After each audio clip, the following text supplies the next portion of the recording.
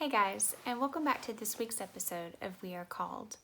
This week, I wanted to focus on encouraging those of you who may be going through a time where you're finding life as a Catholic to be challenging. And what I mean by that is any of you who may be in a relationship where you and your spouse are not exactly 100% on board with the Catholic Church and her teachings for whatever reason. You may find that you are more convicted, that you are a stronger follower of Christ and of the Catholic Church than your significant other. And that can oftentimes bring in a lot of unrest in the relationship. Speaking from a place of experience, I can tell you that it is very challenging when you have a spouse from a different faith or someone who has not come into the faith within its fullness. It can be incredibly difficult. It can feel very lonely, and it can be very discouraging, especially when you get into situations where it comes down to the church teaches this. This is one of those non-negotiables. This is one of the truths of our faith, and they may not share that opinion or that belief, and that can be a stumbling block. It can be something that you find hard to navigate around, and I'm here to tell you that I understand. So I wanted to reach out to any of you who may be feeling some of this and just encourage you that with prayer, all things are possible. As I've mentioned before in some of my other videos, we hear in the Bible that even if you have faith the size of a mustard seed, you can tell the mountain to move and it will. Maybe for you, this discord between yourself and your spouse could be that mountain that needs moving. So have faith, persevere in what you know to be the truth of the Gospels, the truth of the Catholic faith, and you will not falter. Now you may be going, okay, that sounds impossible for me right now. I am so at odds with my spouse that I don't see this ever remedying itself. If that's how you feel, then I would invite you to reach out to any of your support channels available to you, especially those pastorally, and get some advice, get some recommendations. I would also encourage you to pray and to develop a practice of daily prayer to Our Lady and as well as to Saint Monica. Now, if you don't know much about Saint Monica, she was the mother of Saint Augustine, who's a doctor of the church. And that woman struggled her entire life with living her faith surrounded by those who opposed it. And if you know anything about St. Augustine, you know that he was wayward, as his father was, very early in life. And it was his mother's dedication, her continued commitment to pray and fast for her son, that we now have his beautiful ministry to the church and have labeled him as a doctor of the Catholic faith. So prayer does work. Personally, I have noticed for myself that saying the rosary every day has brought me closer to my spouse, has brought us closer together in the things of the faith, which is a big deal, especially when you have children. So that's one of those things, it's one of those areas in life where if you aren't on the same page, your kids may get some very confusing thoughts and ideas. They may not understand, why do we always go to church and daddy doesn't? Or why does mommy not go to church with us? And you're scratching your head trying to think, well, how am I going to answer this in a way that I'm not villainizing my spouse, I'm not dogging them and bringing them down, but I'm explaining to my children that, maybe we aren't on the same page. And that is difficult. And I encourage you to go to prayer. I encourage you to reach out to your patron saint. Pray to them, ask for their help. Pray to Our Lady.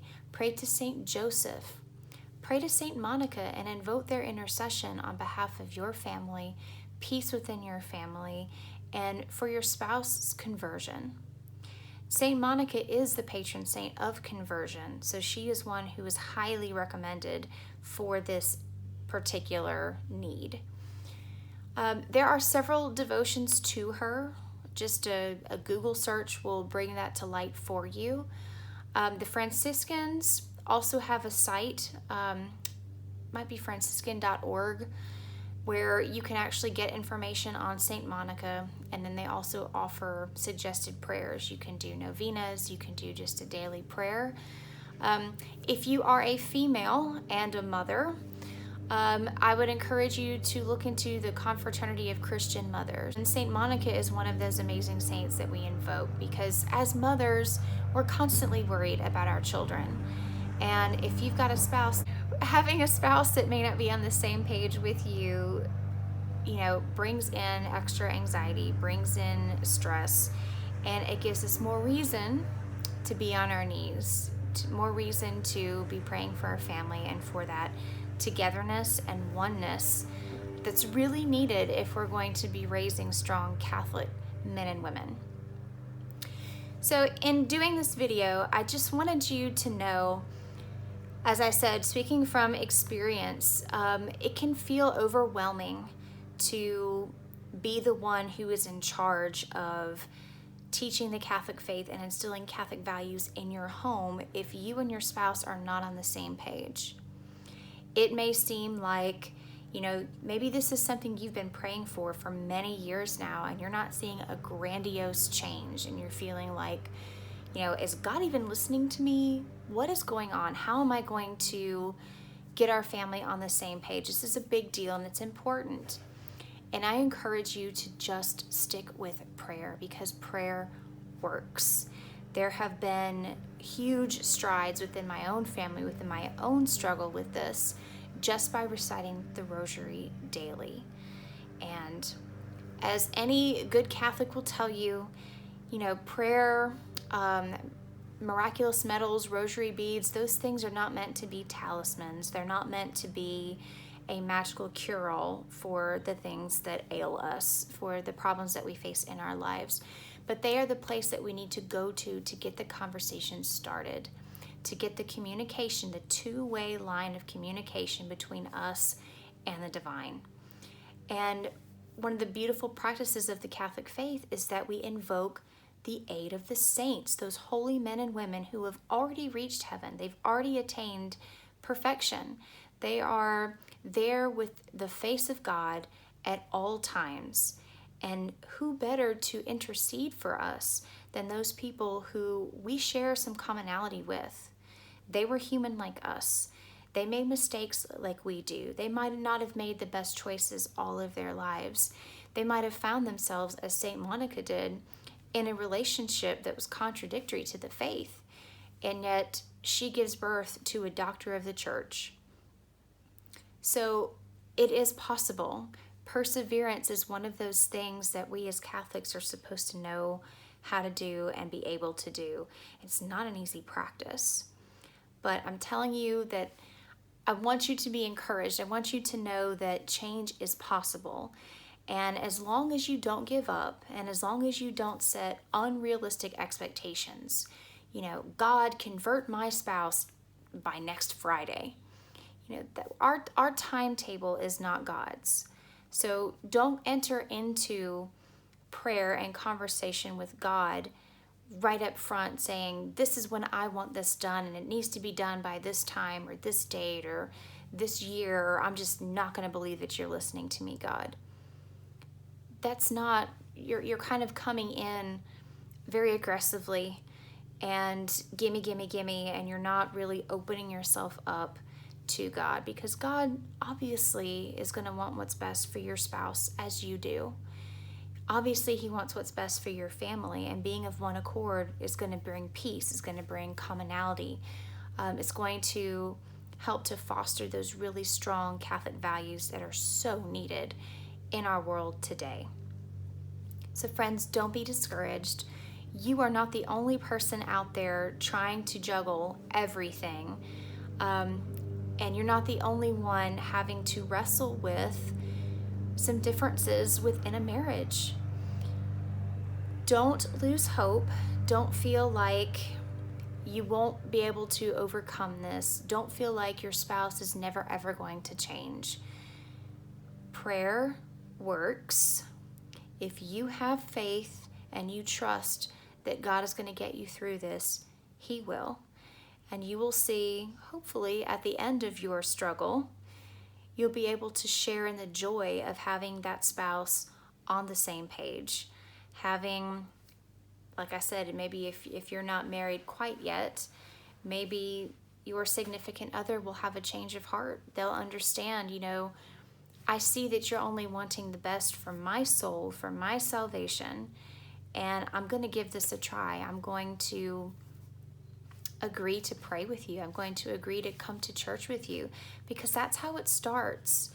You can't expect your spouse who may be of another faith, they may be reticent to participate fully in the Catholic faith. Maybe they're a fallen away Catholic. Maybe they were never fully indoctrinated. Maybe they only made, the first 2 or 3 sacraments and didn't get confirmed. Maybe they've had some negative experiences with the church, and it's kind of put them off to the idea of becoming Catholic or celebrating the idea of being Catholic. And so maybe with them being away for so long, they don't really know how to get started.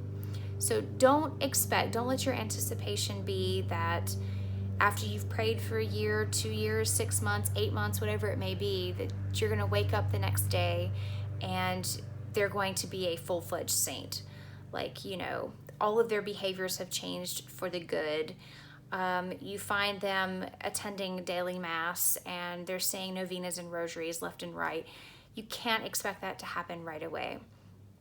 But consider the small things as victories. Maybe they don't go to church with you every Sunday and all of a sudden they're there. Maybe they've been kind of hesitant to join in at evening prayer when you pray with your children, and maybe suddenly they're there. Maybe they're helping to reinforce some of those things that you're telling your children and teaching them, and they never did before. So it's a gradual thing. Be patient, be persistent in your prayer, and trust that God wants the same thing that you do. He wants you to be in union with your spouse. He wants you to be able to raise your children in a Catholic-centric household where everyone is on the same page. It's going to bring peace and unity and so much joy. And joy for what? Joy to know that salvation is possible. Joy that we can all celebrate the sacraments together. Joy that heaven can be attained by all. And knowing that your spouse actually believes that and is convicted of it. What a tremendous thing. So don't lose heart. If you're out there and you're feeling sad, you're feeling defeated, you're feeling like, I'm going to be alone, I'm going to be raising these kids in the Catholic faith myself, I don't understand why they won't get on board. Trust that you're not alone. Trust that God also wants to bring them into the fullness of the faith every bit as much and more so than you do. Don't lose heart. Keep praying. Go to St. Monica. Look her up today. If you've got 5 seconds and you can remember to save this video, save it to your archives, rewatch it later when you have a little bit of extra time, look her up. Tremendous woman of the faith, super perseverant. Never doubted that God would bring about the change that she so desired, and she was not disappointed.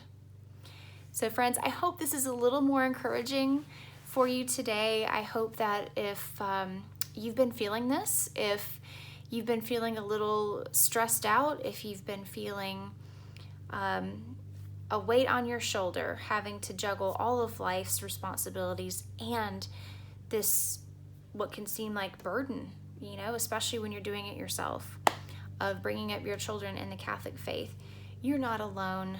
We're all in this together. Let's encourage one another. Comment below, what has worked for you?